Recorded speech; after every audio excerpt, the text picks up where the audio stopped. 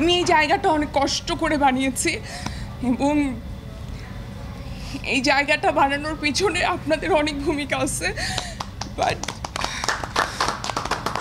আজকে যখন দর্শক এসে আসলে এগুলো বলছে যে এইরকম গল্প হওয়া উচিত, আমরা মেয়েদের এরকম স্ট্রং ক্যারেক্টার দেখতে চাই স্ক্রিনে, মেয়েরা ফাইট করছে, মেয়েরা কোনো একটা মার্ডার মিস্ট্রি সলভ করছে, আমরা এগুলো দেখতে চাই স্ক্রিনে, তখন আমার মানে কেমন লাগে এটা শুধু আমি বলতে পারি। আমরা এইখানে যারা আছি তারা নিজের খরচে আমরা হলে হলে যাচ্ছি।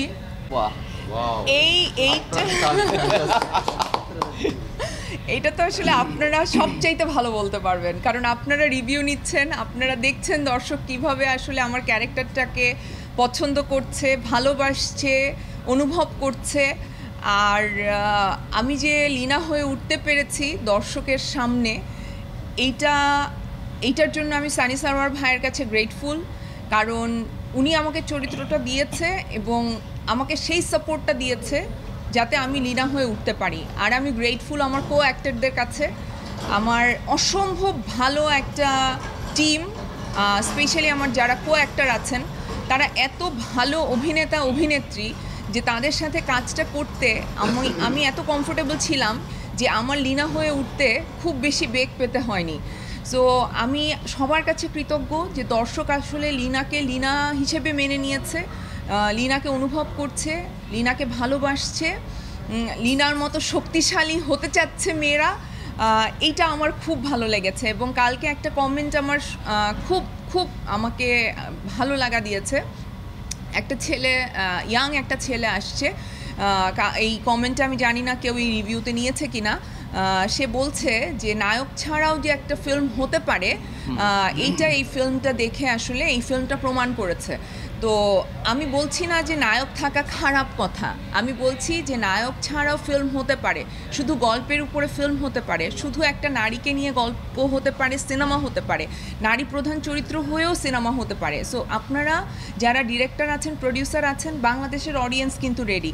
আমার সিনেমা, আমাদের হয়তো অসংখ্য হল আমরা পাইনি, আমরা হয়তো প্রথম দিকে হাউসফুল, মানে কি বলবো, হাউসফুল হল পাইনি, কিন্তু আমাদের সময়ের সাথে আমরা যে অ্যাচিভ করেছি তা অবশ্যই বাংলাদেশের চলচ্চিত্রে লেখা থাকবে যে একটা সিনেমা যেটা নারী প্রধান একটা গল্প ছিল, যে গল্পটা প্রথম দিন যেটা রেসপন্স খুবই কম ছিল, খুব কম অডিয়েন্স ছিল, আমরা খুবই কষ্ট পেয়েছি, কিন্তু সময়ের সাথে দর্শক গল্প পছন্দ করেছে, আমাদের অভিনয় পছন্দ করেছে, আমাদের সাথে কানেক্ট করেছে এবং তারা হলে এসেছে এবং তারা তাদের আবেগটাকে প্রকাশ করেছে, তাদের ভালো লাগা প্রকাশ করেছে। সো আমি মনে করি যে এইটা একটা মাইল ফলক হয়ে থাকবে বাংলাদেশের সিনেমার ইতিহাসে, যে এইরকম করেও গল্প বলা যায় এবং মেয়েদেরকে প্রধান ক্যারেক্টার দিয়ে সিনেমা করা যায়। আপনারা প্লিজ এই সাহসটা করেন।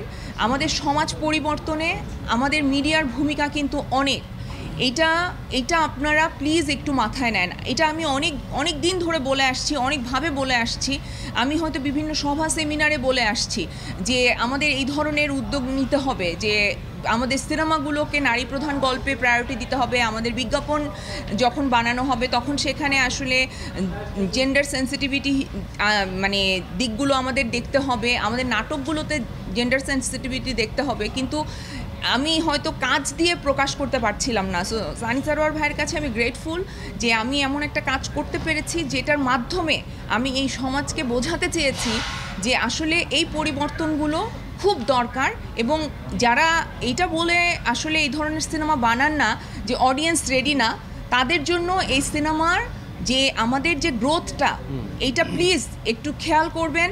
আমাদের দর্শক রেডি, আপনারা রেডি হন, আপনারা রেডি হন। জীবনের সব আয়োজন এখানে একসাথে।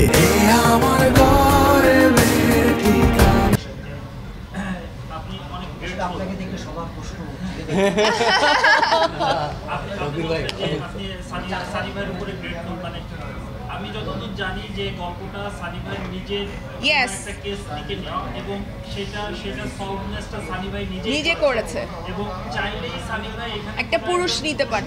এই জায়গায় এই সাহসটা দেখিয়েছেন, কারণ এই চরিত্রটা সে চাইলেই একজন পুরুষকে নিয়ে করতে পারতেন, কারণ এই ইনভেস্টিগেটিং অফিসারটা বাস্তবে যে রিয়েল স্টোরিটা, যে ট্রু স্টোরিটা আছে, সেখানে ইনভেস্টিগেটিং অফিসারটা সানি সারোয়ার ভাই ছিলেন এবং সে এই কেসটা সলভ করেছেন। তো তার জন্য কিন্তু খুব স্বাভাবিকভাবে, এবং তার গত সিনেমাগুলো কিন্তু সবই একেবারে হচ্ছে পুরুষকেন্দ্রিক, মানে যে সব প্রধান চরিত্র পুরুষ।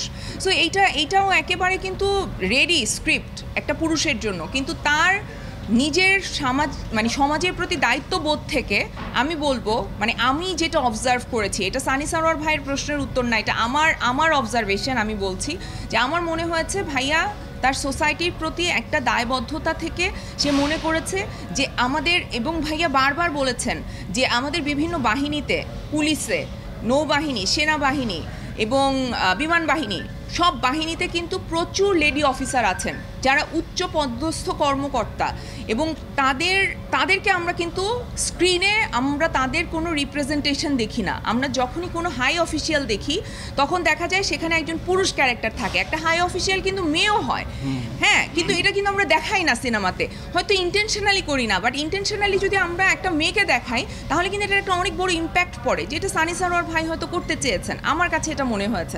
এবং সানি সারোয়ার ভাই যখন আমার কাছে এই ক্যারেক্টারটা নিয়ে আসে, আমি তখন সানি সারোয়ার ভাইকে বলেছিলাম যে ভাইয়া, আমি আপনার কাছে যে কী পরিমাণে কৃতজ্ঞ যে আপনি আপনার জায়গা থেকে আপনি এমন একটা সাহস করেছেন যেটা আমাদের ইন্ডাস্ট্রিতে অন্য অনেক প্রোগ্রেসিভ ডিরেক্টরের কাছ থেকে আমি পাই নাই।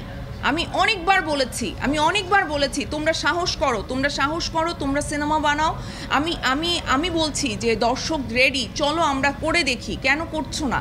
কিন্তু আমি এই সাহসটা অন্য কাউকে করতে দেখিনি, আমি সানি সারোয়ার ভাইকে করতে দেখেছি, এবং সেটাতে সফল কতটুকু হয়েছে এটা আপনারা রিভিউ দেখে বুঝতে পারছেন। আপনার প্রশ্নেই সেটার উত্তর ছিল যে একটা নেগেটিভ রিভিউ আপনারা পান নাই, এবং প্রত্যেকটা দর্শক তার ইমোশনালি কানেক্ট করছে, ইভেন নারীরা তো করছেই, ইভেন প্রত্যেকটা পুরুষ এইটার প্রশংসা করছে, তারা বলছে এরকম সিনেমা আরও হওয়া দরকার।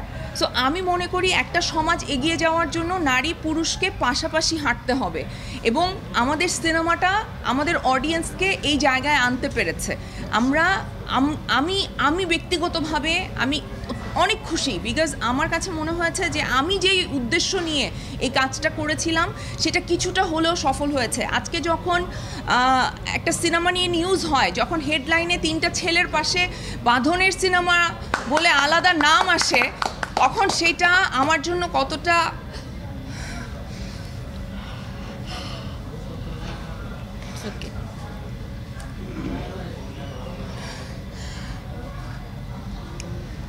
আমি এই জায়গাটা অনেক কষ্ট করে বানিয়েছি, এবং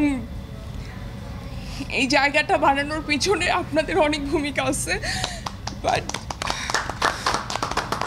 আজকে যখন দর্শক এসে আসলে এগুলো বলছে যে এইরকম গল্প হওয়া উচিত, আমরা মেয়েদের এরকম স্ট্রং ক্যারেক্টার দেখতে চাই স্ক্রিনে, মেয়েরা ফাইট করছে, মেয়েরা কোনো একটা মার্ডার মিস্ট্রি সলভ করছে, আমরা এগুলো দেখতে চাই স্ক্রিনে, তখন আমার মানে কেমন লাগে এটা শুধু আমি বলতে পারি।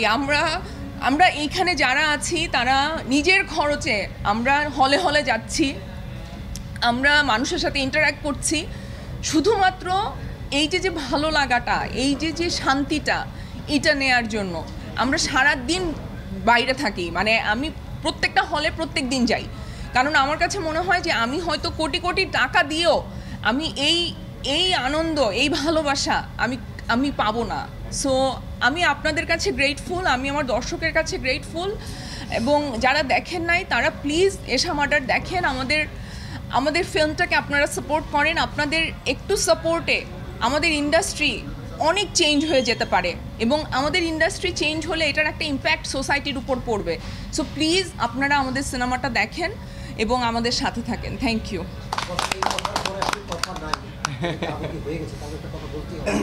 আপনি রিয়েল লাইফে রাজপথে যেরকম আমরা রিয়েল লাইফে দেখি, এখানে রিনা তাই কিন্তু একই রকম, আবার মেয়ের অভিভাবক মেয়ের এইটা নিয়ে আসলে আমি কি বলবো, আমি বিশ্বাস করি আমি যেরকম মানুষ, আমি সত্যের সাথে থাকতে চাই, আমার কিছু জীবনের উদ্দেশ্য আছে, আমি সেই লক্ষ্যে আমি পৌঁছাতে চাই। সো সেই লক্ষ্যে পৌঁছাতে গেলে শুধু আমার অ্যাক্টিং দিয়ে আমি সেই লক্ষ্যে পৌঁছাতে পারবো না, আমাকে সাথে একজন ভালো মানুষও হতে হবে। আর একজন ভালো মানুষ কোনো একটা অন্যায় দেখে চুপ করে থাকবে, তার স্বাধীনতা বা তার অধিকার থেকে তাকে বঞ্চিত করা হচ্ছে, সে চুপ করে থাকবে, তাহলে তো হবে না। আমার বাচ্চার অভিভাবকত্ব থেকে আমাকে বঞ্চিত করা হচ্ছিল, আমি সেটা ছিনিয়ে নিয়েছি। আমার যখন রাজপথে আমাকে দরকার ছিল, আমার তখন মনে হয়েছে একজন মানুষ হিসেবে, একজন মানবিক মানুষ হিসেবে আমার তখন ওই বাচ্চাগুলোর পাশে দাঁড়ানো দরকার ছিল। আমার মিডিয়াতে আমার যে কাজটা আমি করি সেটার মাধ্যমে আমি সমাজে কিছু পরিবর্তন আনতে চাই, সেই পরিবর্তনের জন্য আমার কিছু স্টেপ নেওয়া দরকার ছিল। সব কিছুই আমি আসলে আমার উদ্দেশ্যকে লক্ষ্য করেই করছি। এখন সব কিছু হয়তো মিলে যাচ্ছে, মনে হচ্ছে যে এইটার সাথে হয়তো এরকম, ও এই ক্যারেক্টারগুলো এরকম করছে, কিন্তু আমার জীবনের এটা মোটো যে আমি আসলে আমৃত্যু একজন ভালো মানুষ হওয়ার চেষ্টা করে যাব, সত্যের সাথে থাকার চেষ্টা করব। যখন যেটাকে আমার অন্যায় মনে হবে, আমার যখন মনে হবে, আমি তখন প্রতিবাদ করব। এবং আমি এইটাই আমি সবচেয়ে খুশি যে আমার কলিগরা, আমার সাংবাদিক ভাই বোনেরা, আমি যেরকম, আমার বাবা মা যেরকম আমাকে এইভাবে মেনে নিয়েছে, আপনারা আমাকে মেনে নিয়েছেন। আমি আপনাদেরকে অনেক অত্যাচার করি, সো আমি অনেক অত্যাচার করি, আমার অনেক লেকচার শুনতে হয়। আজকেও আমি পূজাকে একটু লেকচার দিচ্ছি, সো আমি অনেক লেকচার দিই, আমি অনেক এই সব কিছু নিয়ে অনেক কথা বলি। সো আপনারা আমাকে সহ্য করেছেন, আপনারা আমাকে সাপোর্ট করেছেন, আপনাদের জন্য আমি আজকে এখানে। এবং স্পেশালি আমি বিনোদন সাংবাদিকদের কথা বলতে চাই, আমার জীবনের অনেক কঠিন সময় আপনারা আমার পাশে ছিলেন। আমি হয়তো জীবনে অনেক কিছু অ্যাচিভ করেছি, আমি এখন হয়তো অনেক বড় বড় সাংবাদিকদেরকে চিনি, যাদের সাথে আমার কথা হয়, যোগাযোগ হয়, কিন্তু আমার কোনো বিনোদন সাংবাদিক ভাইরা বলতে পারবে না, বোনরা বলতে পারবে না যে আমাকে ফোন দিয়ে কখনো পায় নাই। বিকজ আমি আপনাদের কাছে কৃতজ্ঞ।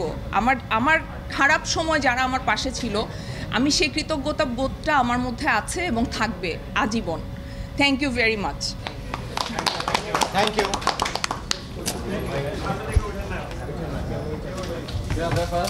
হ্যাঁ।